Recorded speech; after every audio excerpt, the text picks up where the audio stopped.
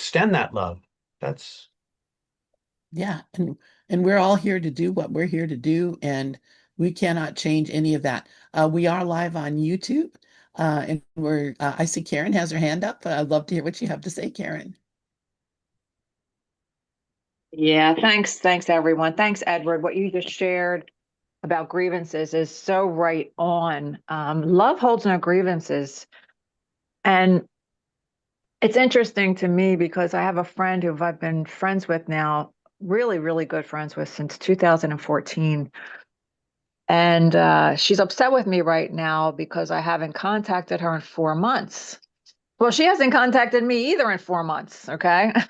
So I'm like, wow, and she's really holding a grievance against me. And I just said to her, you haven't contacted me in 4 months either. And in my mind, that exactly what you said, that is the past. It's grievance. We're in contact now. So what does that mean? And what does that matter? But obviously she's upset, so I can only be kind. But I'm just, Mhm. I haven't heard back from her. And it's like, to me, very, very, I really live this course, living this course as best I can. Love holds no grievances is really living this course. So thank you for sharing that. Thank you, Karen. it, it, And go ahead, I, right? I'm re I'm responsible. Yeah, yeah. I'm And responsible for everything. so this friend that hasn't contacted you, that now contacted you and said, why didn't you contact me? Because whatever, you can just forgive that right now. And you don't have to worry if she's going to contact you again or not. That obviously it was to put her in your mind. And I've had the same thing happen, that, there's, a person that I kind of had a grievance against. I kind of, I've been kind of up and down a little bit, not terribly or anything, but just like, I don't know, my mind telling me I should be angry, and, how the ego gets involved in your situations. But, now, I've come in contact with that person vicariously and actually twice, yesterday and today, in 2 days. And so, I said, ask a question, why the heck, And I realized, oh, well, this is time for me to let go of this. And phew, what a relief, honestly, because I didn't even know what the hell, I was like, how do I deal with this thing? Because I really like this person, but my mind is just telling me I should be mad because, something they did to somebody else, and I'm like, that's not even my business. Why am I even involved in it? Anyway, McKaylee has her hand up, and then Steve, go ahead, McKaylee. Oh, thank you, Lynn, for that, and Karen. And I just want to say that I was crying just a little bit ago, but it wasn't from grief, it was tears of joy.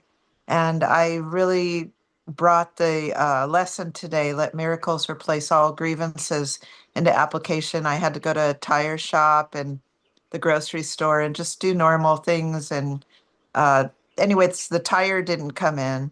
And there was an angry couple in there because it's hot here, and they were throwing a big scene in there. And I had so much empathy and compassion for the guys behind the counter, and I was able to allow the miracle to extend from my mind to their minds. And the joy and the love that I received back from everybody was just, it was just overwhelming. And I knew that all of this was a script that I wrote, even with the couple that were throwing a big deal because, well, they had their cat in the RV, so they were all upset because it was getting hot. So, but I'm not going to go there in the story. But the grocery store clerk, I was able to extend that love and peace from my mind to her. And it was like I could feel her love as she was helping me, and I was helping her put my groceries in the grocery bag and the cart. And it was crowded. And as I passed people with my grocery cart, I just smiled at everybody. And I just received so much love back. And I just was crying here because it was from all the love. So thank you. Thank you, McKaylee. Yes, that's exactly that is how a miracle worker works. That's how a miracle worker does.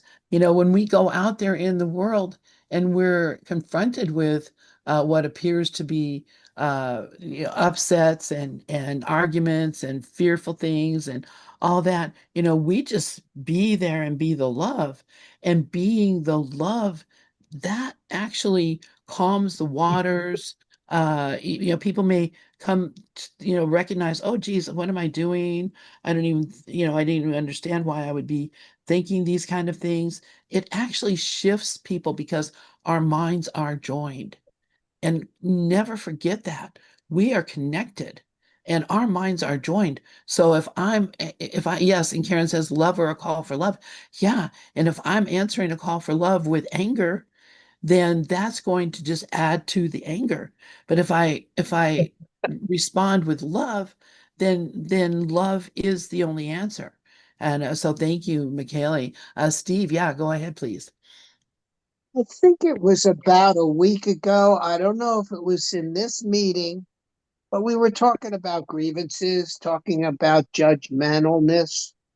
And I asked the group, I said, does anybody here have any kind of tools to help with my judgmentalness? And I think Rafi said something about, well, you got to just be with God. And I knew that. And then you mentioned Ho'oponopono. And uh, I, up until that time, and I've known about it for many years, up until last week, I didn't realize when I say I'm sorry, that is the beginning of me talking to taking responsibility for my own judgmentalness. Forgive me.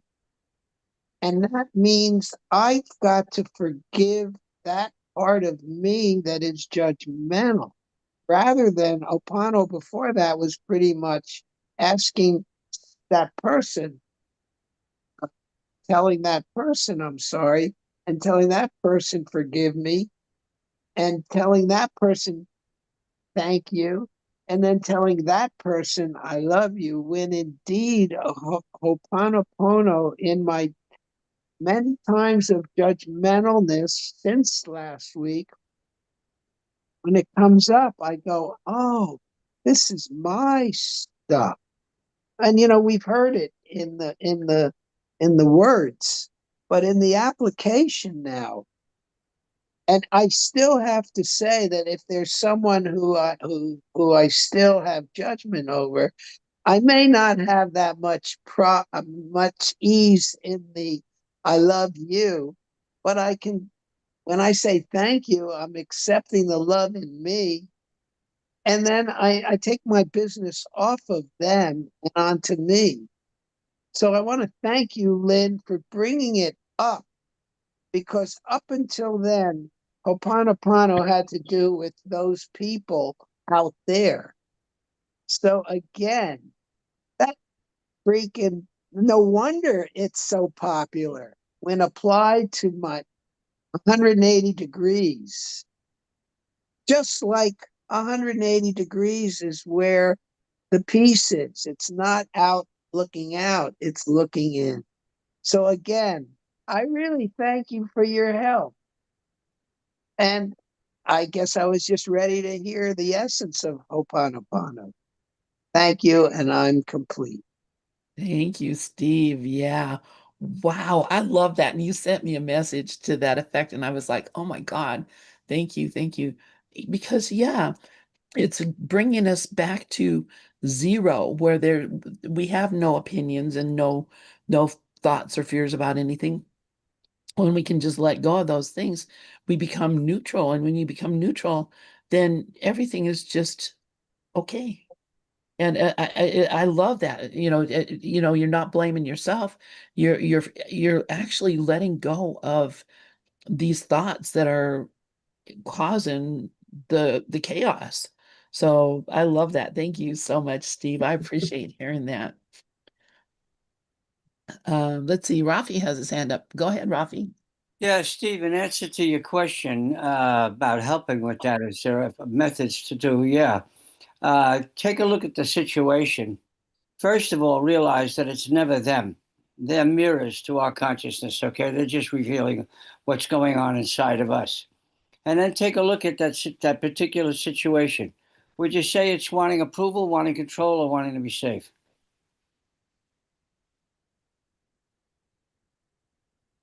Okay, Uh, thank you, Rafi. Wait a minute, you didn't answer the question.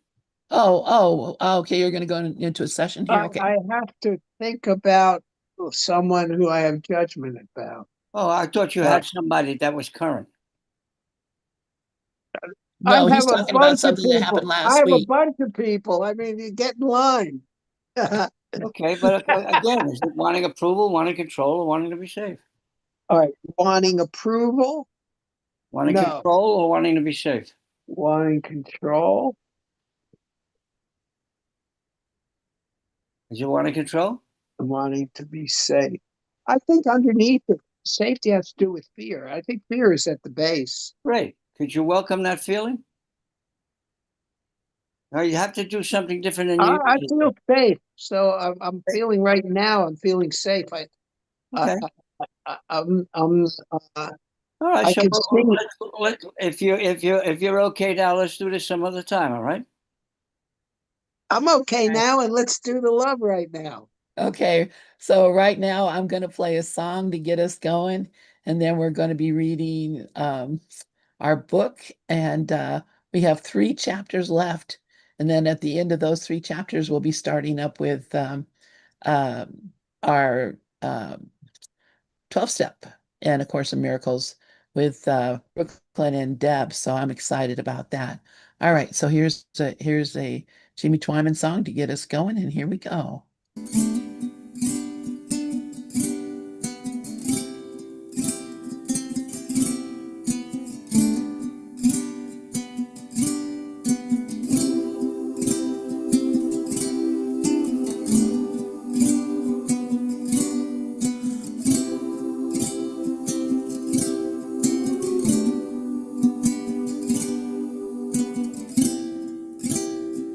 Where there is charity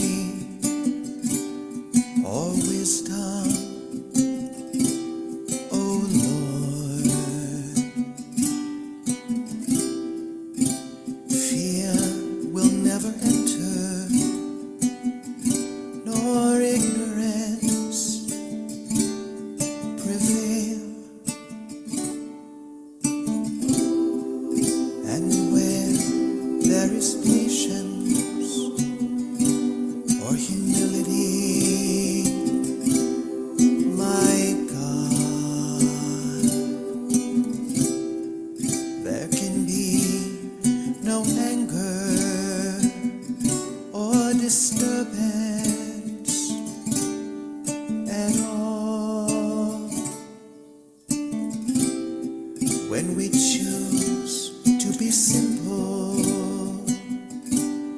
with gladness, O Lord,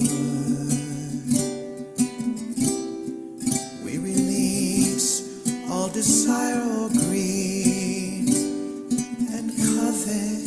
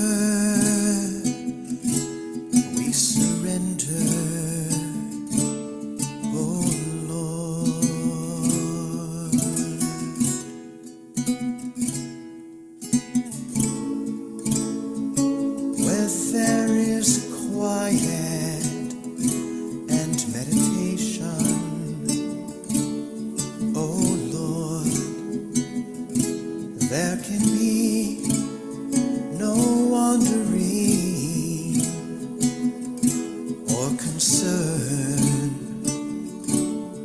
at all. And where there is mercy and discernment, oh my God, there can be no excess or severity, oh Lord. And where there is love of God, where there is love of God alone, fear cannot enter,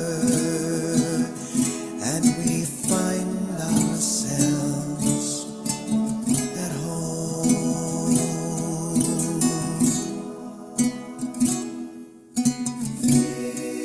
This is the path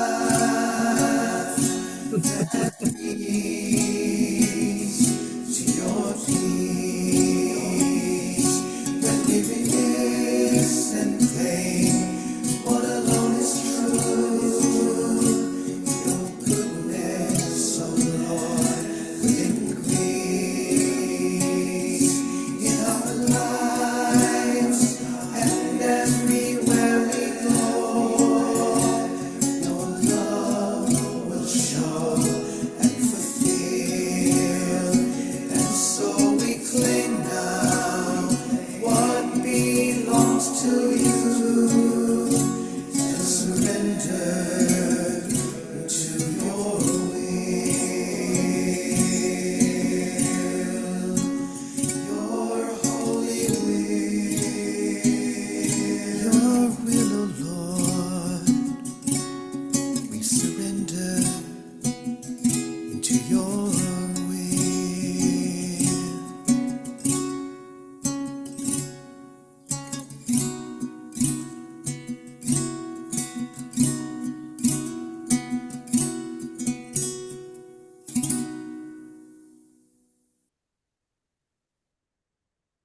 Well, thank you, Jimmy. And it's so interesting. Yeah, this is obviously something from that St. Francis actually wrote, which the one we call the Prayer of St. Francis is really something somebody else wrote, apparently. But James has really been involved in St. Francis throughout his life. That's why this revelation that came with the Annihilated Self is so astounding, because basically we're being told that all of those really, all that following of saints and teachers and apostles and such is really not necessary, because of what we are is that. So yeah, so anyway, we've got our chapter 13, You Are Being Unmade, and would like anybody like to read? Let me get over here so I can see. Karen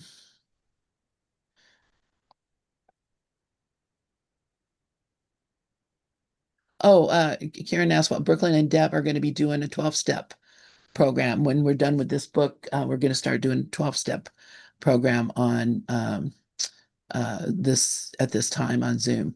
All right. So who would like to be soul and who would like to be love? We need 2 readers.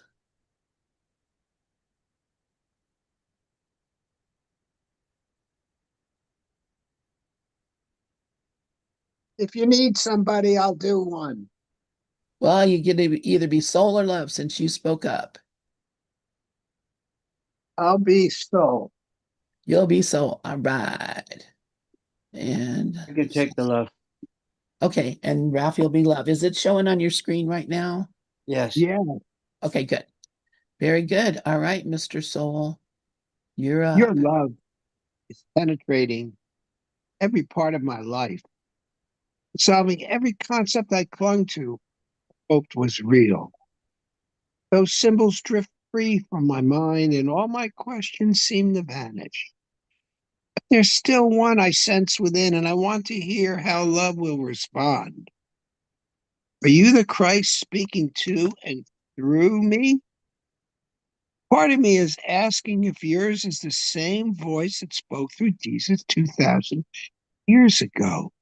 But I know that the answer is so much bigger than a single identity, even one as awakened as Jesus is.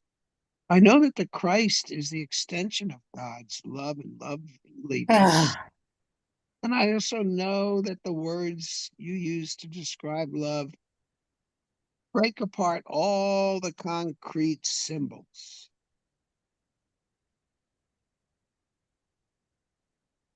That's all I can see.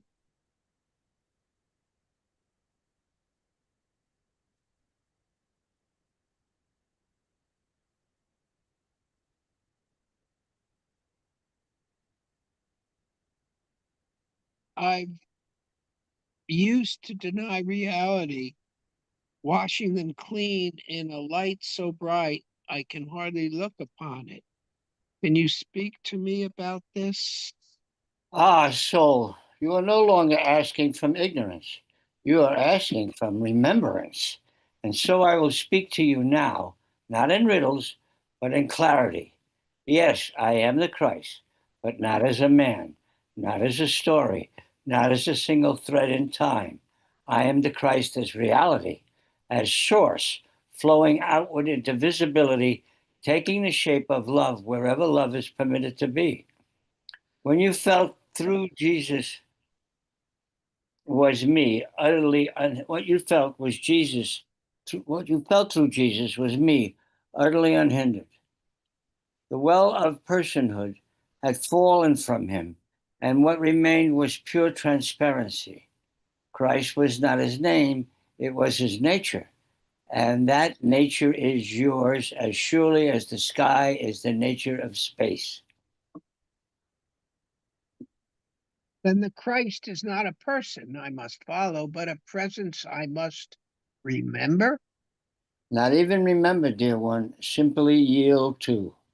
For remembrance still implies two, the one who remembers and the thing remembered.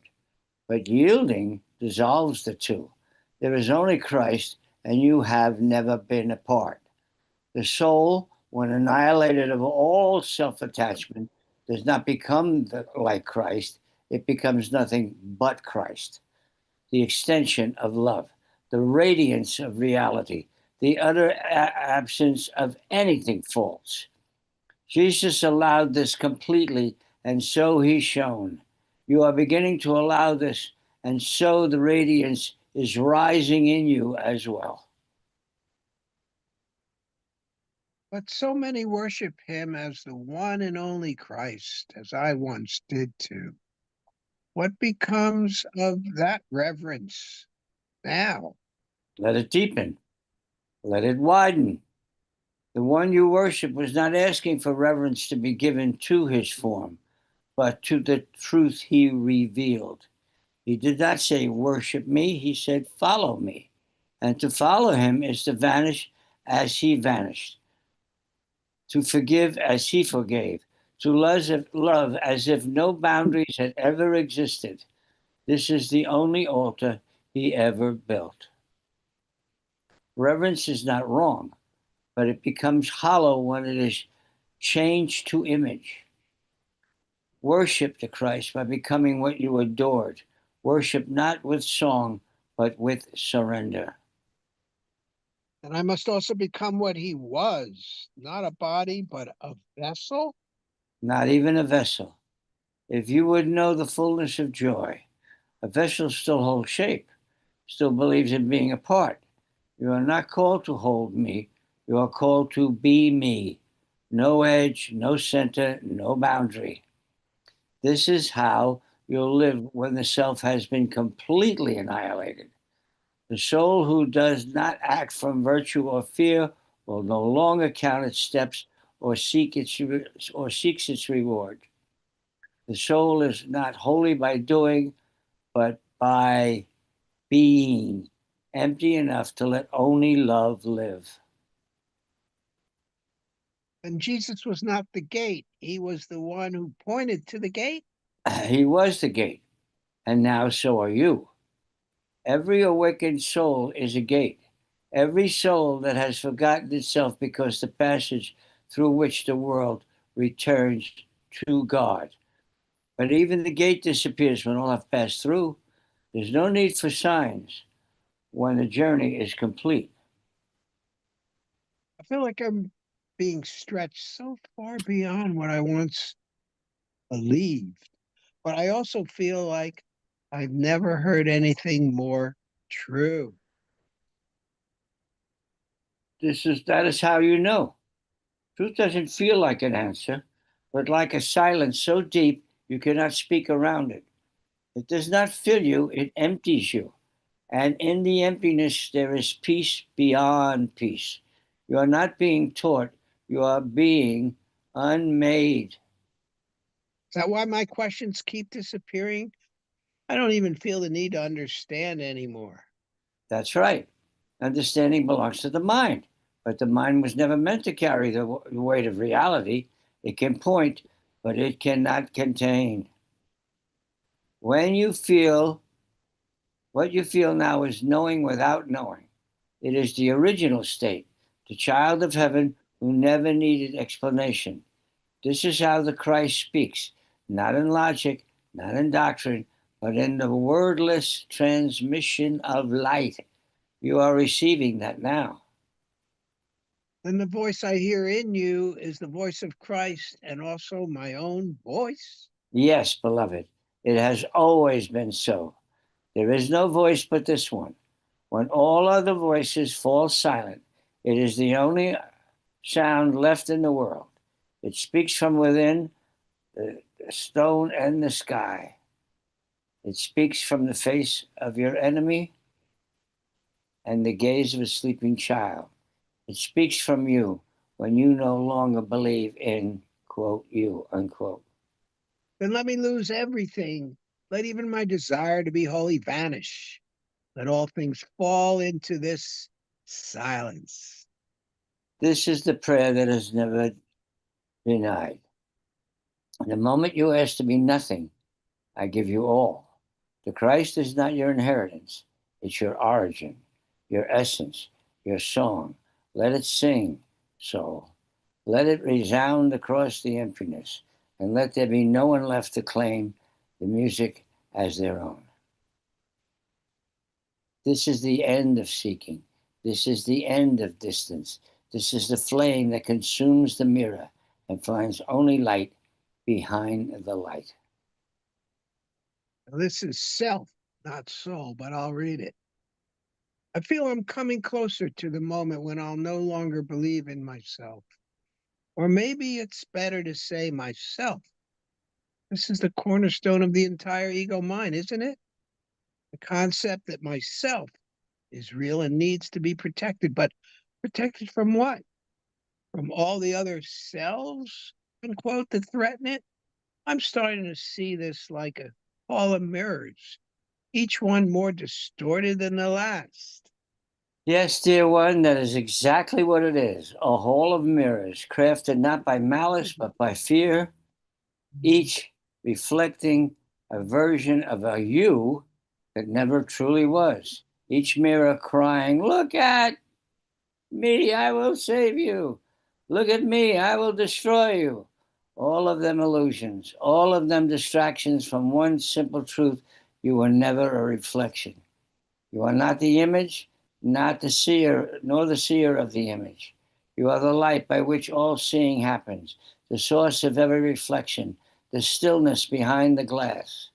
The belief in, quote, myself, unquote, is the veil that turned the infinite into something small,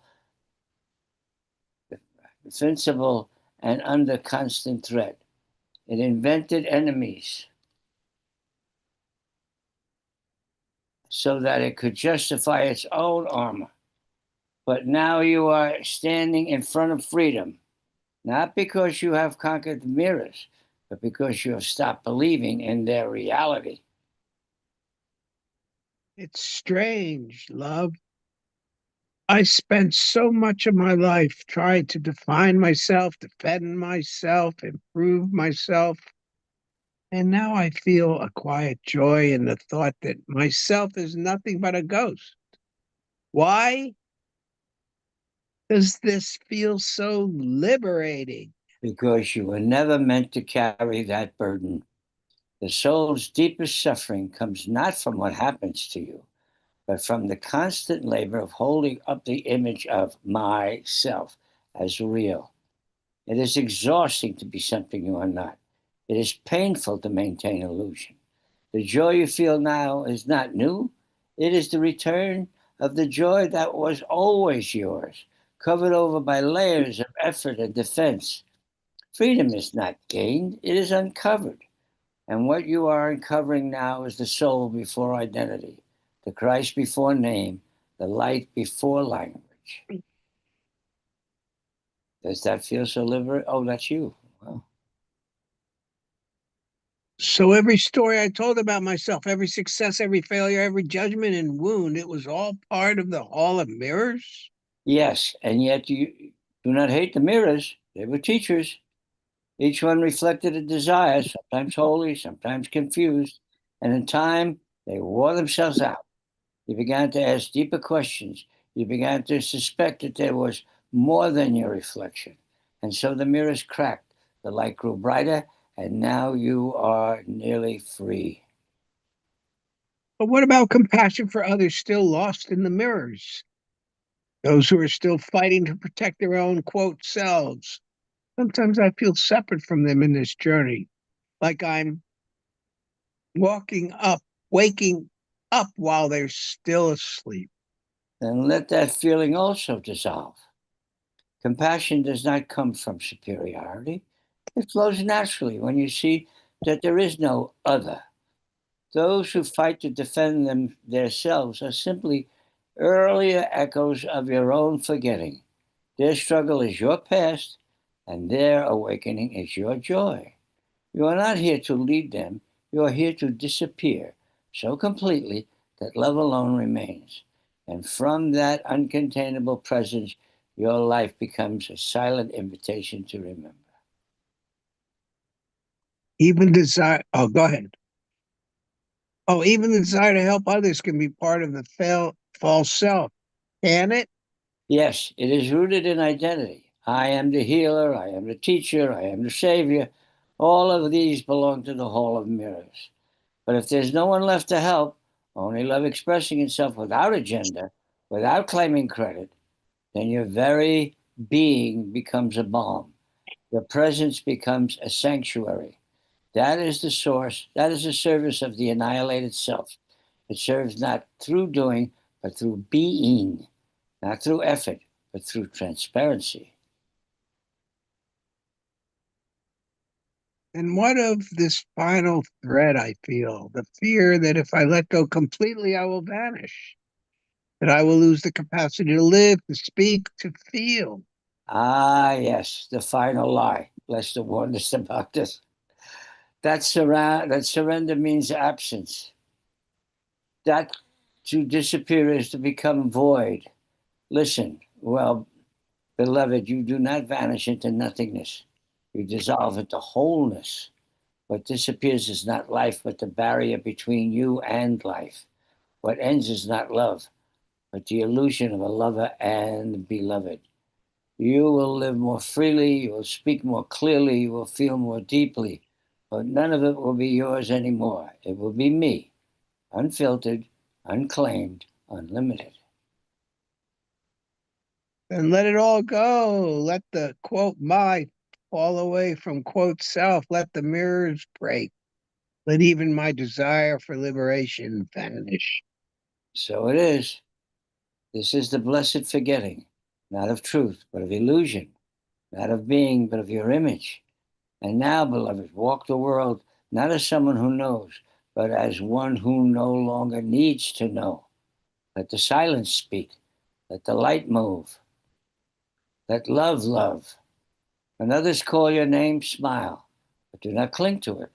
When the world offers praise or blame, bow, but let neither enter your sanctuary.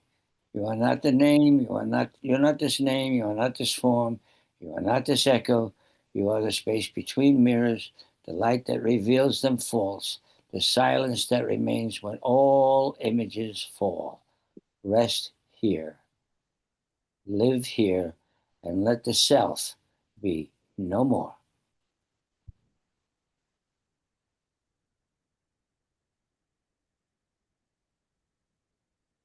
Keep going.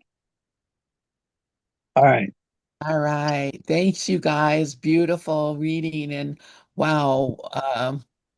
That's really, I guess, what we're all going for, right? Anybody have any thoughts about what we just read? The only time that there is now. And the questions about when I leave, that love will be here. That is completely in that this whole future thing is another part of myself creating a future and a past. The only heaven that there is now. So whenever I hear about any allusions to, well, what happens when I leave, blah, blah, blah, to me, it's not even, it's not here. It's not real. It's another projection that humans do since time immemorial. I'm complete. Thank you, Steve. Yeah, and that whole idea that we always, of course, we talk about it endlessly. Oh, what will happen? If I stop being this person that I am, then who's going to go to work and who's going to do the dishes and who's going to how is that going to happen? That's why we're not getting it, is because we think there has to be a future that Right. if I stop being this thing, then what's going to happen? And I kind of got this feeling like I always get too of I'm holding on to it so tightly that the freedom that I would experience and have experienced when I've let go of that belief that I have to be here to do something and actually uh, find myself in just being is so freeing, and there's nothing to do. And yet I'll start thinking, oh, I better do something now. That's bring you right out of it and completely ruin the mood. You know, the other thing is that nothing ever happened in the future. Right. Any Yes. kind of experience has always been in the life now. And that's my final answer. I'm sticking to it. Yeah, nothing ever happened in the past either. It's just Yes. happening right now in my mind. All of Yeah. it. All of it. Rafi, please go ahead. Yeah, part of what jumped out at me was the idea that I have to do something to be what I truly am. And the idea that I have to do something to be what I truly am is what gets in the way for me understanding and being what I truly am. It sets up, now what do I do? Now what do I? Well, if I'm into now what am I do? Now what do I do? Now what do I do? That's egoity. So all I'm doing is perpetuating the same blocks that were there from revealing my true self to my true self. And once I let all of that stuff drop away and clean out whatever else is in the way between me and what I am, the I am that I have infinitely have always been, am now, will forever be, well, it just shows itself. Here I am, and I'm you. You got nothing to do.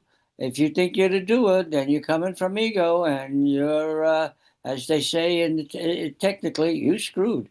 But if I understand that it makes the whole process. Wait a minute. Who was some of the masters said? All you got to do is sit there and be quiet. You don't have to do anything. It's already done.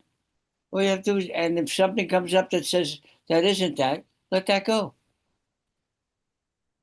Thank you, Rafi. Yeah, yeah. It's like a dog chasing after its own tail. You just go around and around and nothing ever occurs. Mickey, yes, please go ahead.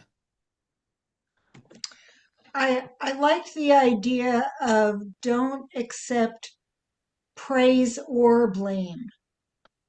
And they're two sides of the exact same coin.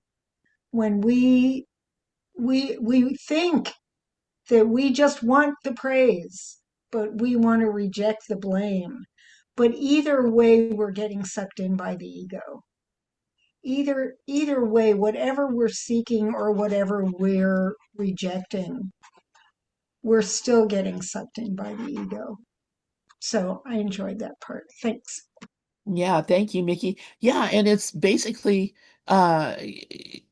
you're well, either way, you're accepting that you are something that you're not. There's praising or blaming, neither one of them have anything to do with what you are. It's accusing you of being something that you're not. Anyway, Steve has his hand up, and then Karen. Go ahead, Steve. I find it extremely fascinating. And so I asked the question, why is it so difficult, obsessive to be anywhere other than here and now with what is? I'm complete. Thank you, Steve. Excellent question. Yes. That is the question. Karen, please go ahead. Steve, did you want to say something else? No, I was just putting it out there. Okay. Thank you both for reading. Oh my gosh, this was so good. So much good stuff. I loved it all, but the one thing that stuck with me was don't disappear into nothingness, vanish into wholeness. Wow. I'm just going to sit with that for a while. I just really love that. Thank you. Thank you, Karen. Yeah. Yeah. I love that too. And it's so clear. What are we striving to do?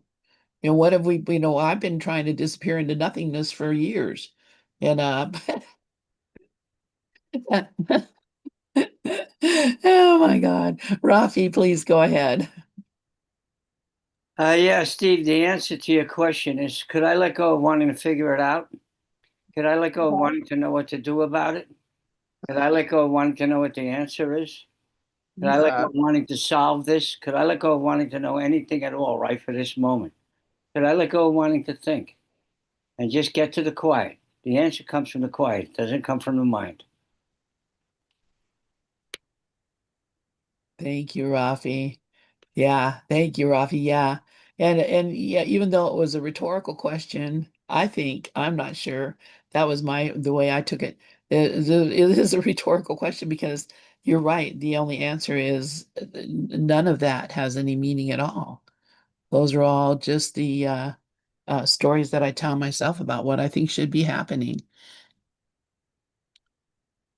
I'm going to throw something out. I don't know if it relates, but a couple of weeks ago, I was listening to my man, Prem Rawat. He said, people are always asking about death.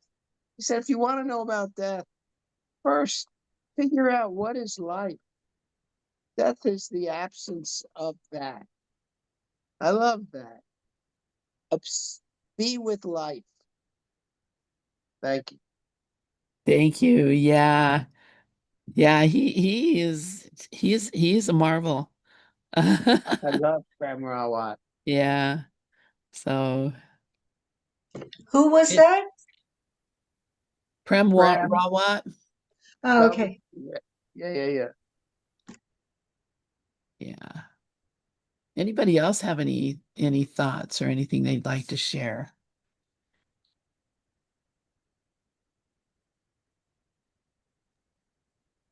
It's going into that stillness and actually just allowing myself to be without any condition. And I think that's the big issue is that, we think there's some condition that has to be met in order to be what I am already. And the condition is to stop thinking that I'm not. I guess Ed has his hand up. Yeah, please go ahead, Ed. Thank you. I'm guessing, I'm not guessing, but what I was told again and again was our function in this world based on A Course in Miracles.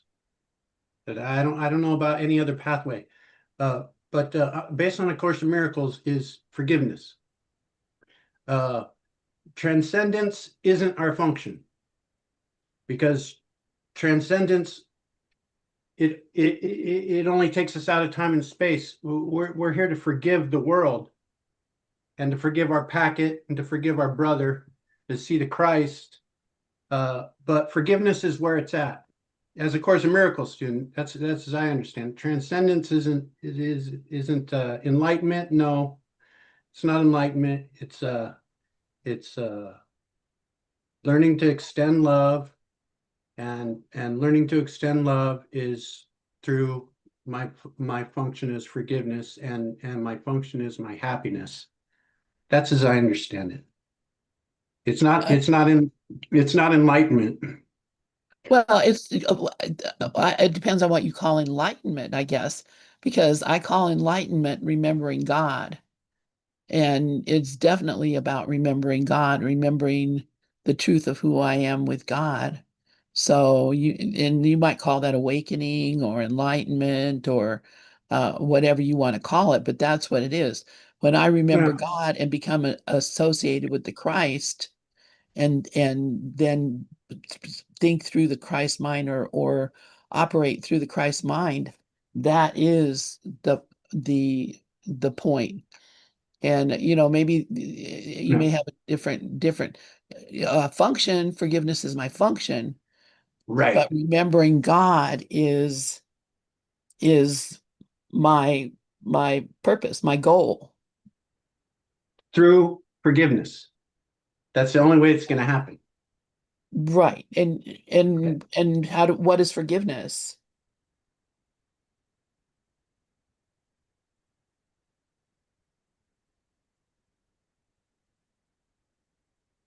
Forgiveness is saying none of this ever happened and I'm one with God. It's remembering I'm one with God.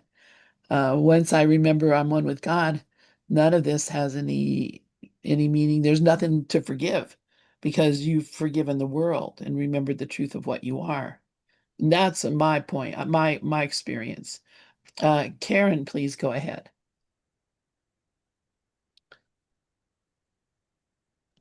Yeah, thank you, Edward. Thank you, Lynn. And what comes to my mind is what the Course says. I forget where, but it says something like we have two functions. On earth, we forgive, and in heaven, we create. So in earth, we forgive, we're healing our minds here, we're forgiving here. And then in heaven, we're creating, we are being an extension of God's love. We're creating, we're being the love, being the peace, just being as what we are, the beingness that we talk about, the awareness that we talk about. So it says it somewhere in the Course, but yeah, thanks. Yes, yeah, it does say that. Um, so yeah, so what is the purpose? What are we doing here? The whole of it is to remember that we're one with God. Um, and once you remember you're one with God, what else is there? I don't know. Anybody else have any thoughts?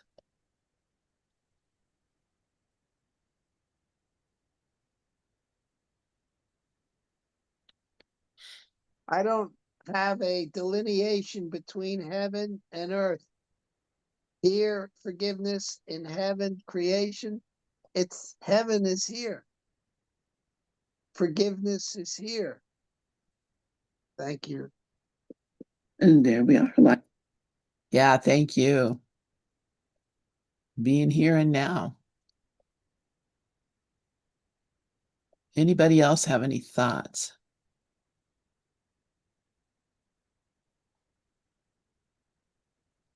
People have their hands up. Okay, I'm looking at something else. Whoever's first, go ahead.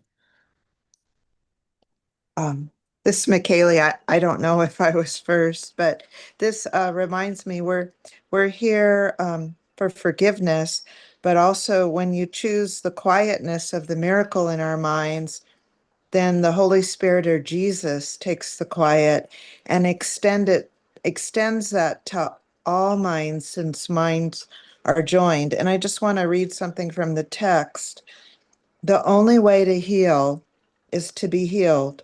The miracle extends without your help, but you are needed. So that's your function.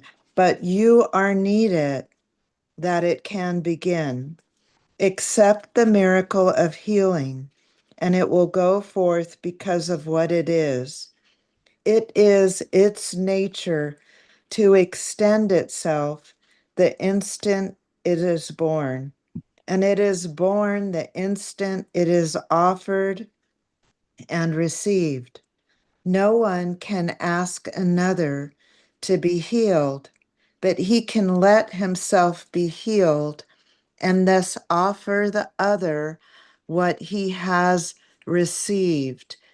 Leave then the transfer of your learning to heal to the one who really understands its laws and who will guarantee that they remain unviolated and unlimited.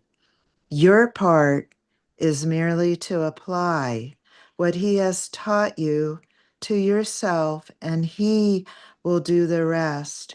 So there's a couple things from this beautiful text on, well, myself being a nurse. So first, when I used to go to Taraji's retreats, he had received that quietness. He had received that stillness. And in that, it was extended. We received it. It was extended to all of us because minds are joined and there's only the one mind. And that was really beautiful. I'm so grateful in my life to have received that. Then the part here in the text where it says, your part is merely to apply what he has taught you to yourself, and he will do the rest. So just being a nurse, I do what the doctor says. I'm not the physician, but I apply, I look at his order, and then I have to apply that. The doctor does the rest. So thank you. Thank you, McKaylee. Oh, I love that. I love that. Let the doctor do the rest. Beautiful. Karen, yes, please go ahead. Thanks, Michele. Yeah, I just wanted to address Steve. So I agree with you what you're saying. Everything is now, but I'm just saying what the course says. So the course basically says, so Earth, for our function on Earth is to forgive, meaning that on Earth here in time, we're living in linear time, which there's past, present, and future. We believe we're living. I mean, he says, in so many places in the course, we still get up, we go to work, we live by the alarm clock. I mean, so we believe we're here in time. So that's the difference between Earth and heaven. Heaven is outside of time. Heaven is the awareness of perfect one. It's being in that holy instant of now that is uneven definable. So I agree with what you're saying. Everything is here and now, but the difference is the course defines earth and heaven, as basically time and timeless. Thanks. Thank you, Karen. Yeah. Yeah. I mean, there's so many symbols and, it all makes sense when you look at them together. So anyway, our time, speaking of time, is up. And Michaeli, I really wanted to thank you for reminding us today about how many times Jesus talks to us about the quiet time. Because I went and looked it up, and there are quite, I mean, really, um, basically, what we would call maybe time of meditation or contemplation. Um, so it's all right there. Anyway, thanks you guys very much. I love you all. Have a great evening, and we'll see you in the morning with McKaylee and Karen, um, reading Forgiveness and Jesus. And we did kind of catch up last week, Karen, so you'll be glad.